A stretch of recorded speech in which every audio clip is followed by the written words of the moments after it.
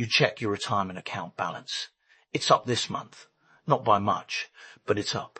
You feel a little relief. Maybe things are finally stabilizing.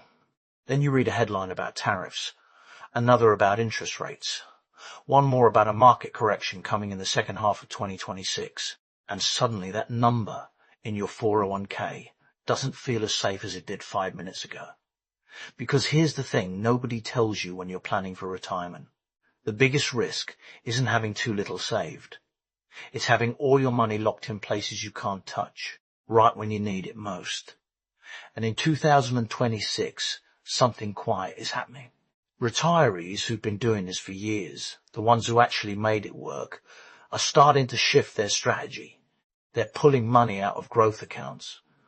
Not because they're panicking, but because they figured out something the rest of us are just now realizing.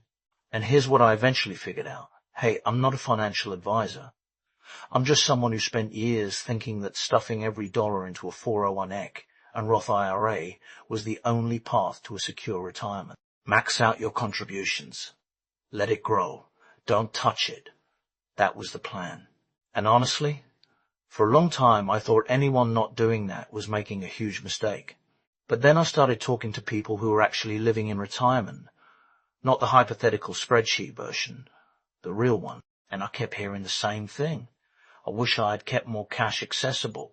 So I started digging into what's changed, what these folks know that most of us don't, and what I found completely shifted how I think about the next 10 years.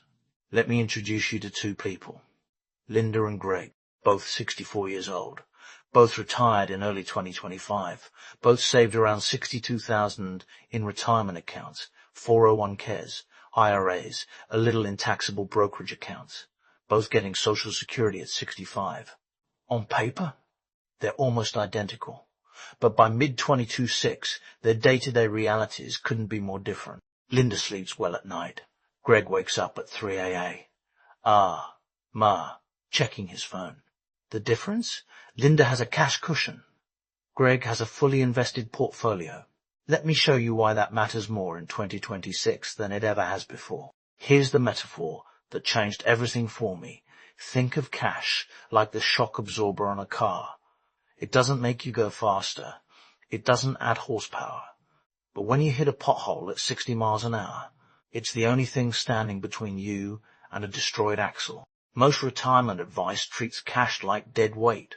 Your money isn't growing. Inflation is eating it. You're missing out on gains. And sure, that's true if the road is perfectly smooth. But in 2026, the road isn't smooth.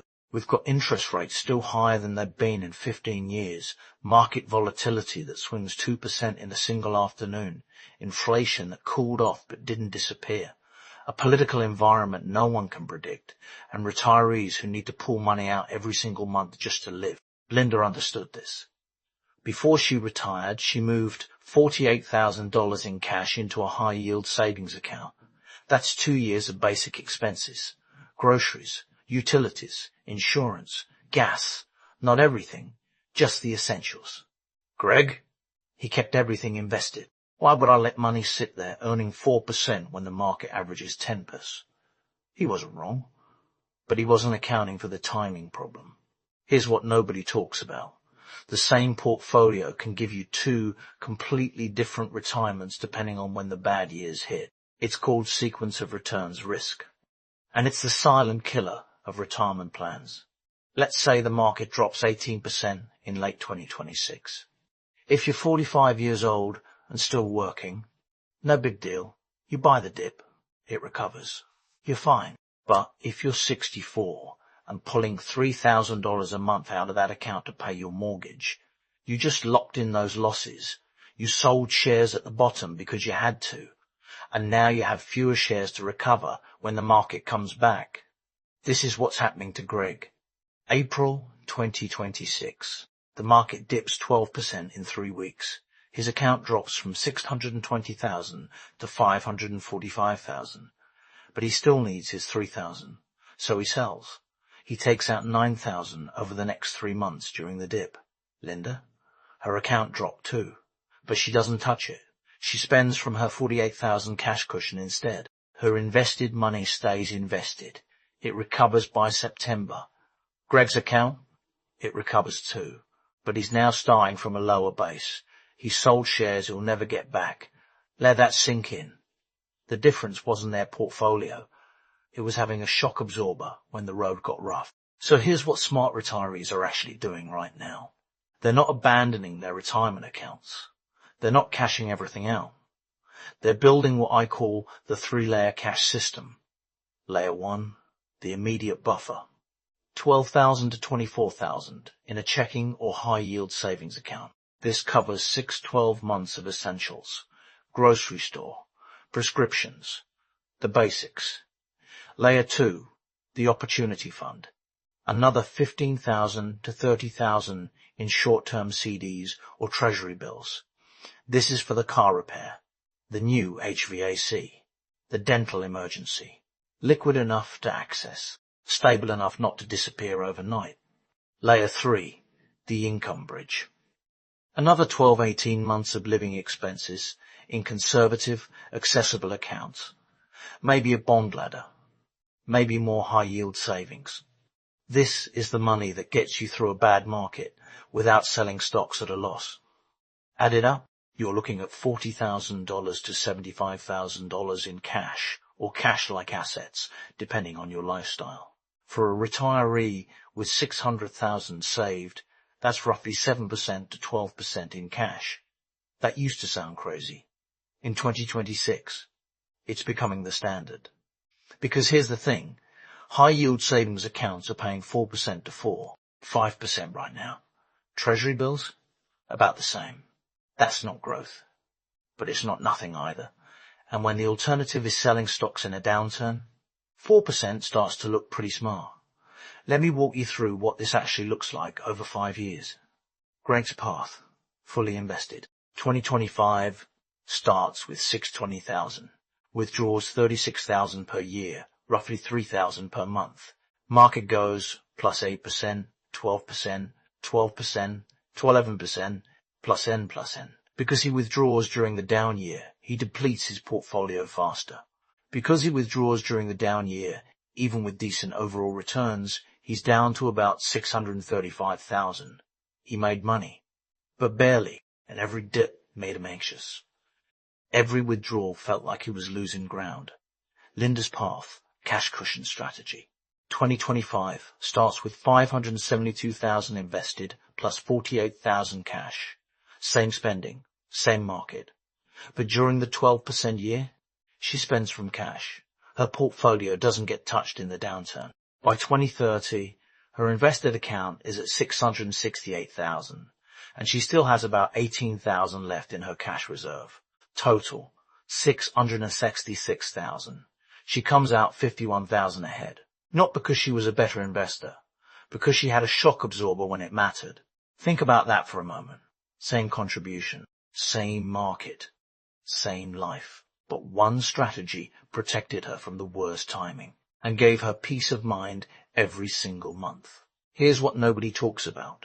The retirement industry wants you fully invested because that's how they make money. Every dollar in a managed account, that's a fee. Every dollar in cash, that's nothing for them. So they'll tell you, stay the course.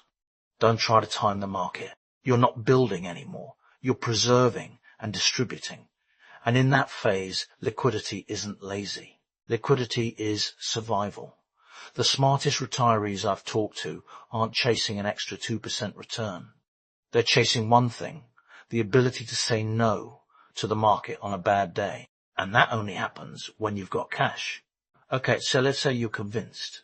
You want to build a cash cushion. But you're looking at your accounts thinking, if I pull money out now, I'm going to owe taxes. I'm going to miss gains. I'm going to screw this up. I get it. So here's the honest answer. You do this slowly, carefully, intentionally. Step 1. Calculate your bare bones monthly expenses, not your ideal budget, your survival budget. What do you need to keep the lights on, food on the table, and stay healthy? For most people, that's somewhere between $2,000, $4,000, $4,050 per month. Step 2. Multiply that by 12 to 24 months. That's your cash target. If your survival number is $3,000 per month, you're aiming for $36,000 to $72,000 in accessible cash. Step 3. Build it from the right sources. Don't pull from your Roth IRA growth. That's tax-free forever. Leave it. Don't trigger a giant tax bill by cashing out a traditional IRA all at once. Do consider pulling from taxable brokerage accounts first. Do consider using required minimum distributions strategically if you're over 73. Do look at high-yield savings accounts paying 4% or more. Ali, Marcus, Wealthfront, etc. Step 4. Refill it. This isn't a one-time move. Every year, look at your cash level. If it's depleted, refill it from dividends, Social Security, or portfolio rebalancing. The cash cushion is a living system, not a static pile. Let me talk to 3 groups directly. If you're in your 30s or early 40s, you don't need a huge cash cushion yet. Stay aggressive, keep investing, max out that Roth IRA. But here's your action step. Start building the habit of liquidity now. Keep 3-6 months of expenses in a high-yield savings account. Not for retirement, for life. This teaches you how it feels to have a buffer. And when you're 55, this mindset will be second nature. Mindset shift: cash isn't the enemy of wealth. It's the foundation of freedom. If you're in your 50s, this is your decade. You're close enough to retirement that sequence of returns risk is real, but far enough away that you can still build the cushion without panic. Your action step. Over the next 3 to 5 years, start shifting 10 to 15% of your portfolio into cash or cash equivalents. Not all at once, gradually. Maybe that's $1,000 a month into a high-yield savings account. Maybe it's parking your next bonus in treasury bills instead of the S&P 500. Mindset shift. This isn't about getting rich. It's about staying rich. If you're in your 60s or already retired, you're living this right now. If you don't have a cash cushion yet, it's not too late, but it is urgent. Your action step. This month, move enough money into a liquid account to cover the next 6 months of expenses. Yes, you might owe some taxes. Yes, you might miss some gains. But what you're buying is time. Time to let your portfolio recover. Time to make decisions without desperation. Time to sleep at night. Mindset shift. The goal isn't to die with the most money. It's to live without fear. Here's what I've come to believe. Retirement isn't a number. It's a feeling. And that feeling is whether or not you can handle a bad month without panic. The stock market will do what it does. Social Security will pay what it pays. Inflation will fluctuate. You can't control any of that. But you can control whether you have enough cash on hand to say, I don't need to sell today. I can wait this out. I'm okay. And in 2026, with everything feeling uncertain, that kind of peace, that's worth more than an extra 2% annual return. The smartest retirees aren't chasing performance. They're building shock absorbers. And when the road gets bumpy, and it will, they'll be the ones still moving forward, smoothly, calmly, confidently, because they prepared for the potholes. If this changed how you're thinking about your retirement strategy, I'd love to hear about it in the comments. And if you found this helpful, consider sharing it with someone who's trying to figure this out too. Thanks for watching. And here's to building a retirement you don't have to stress about.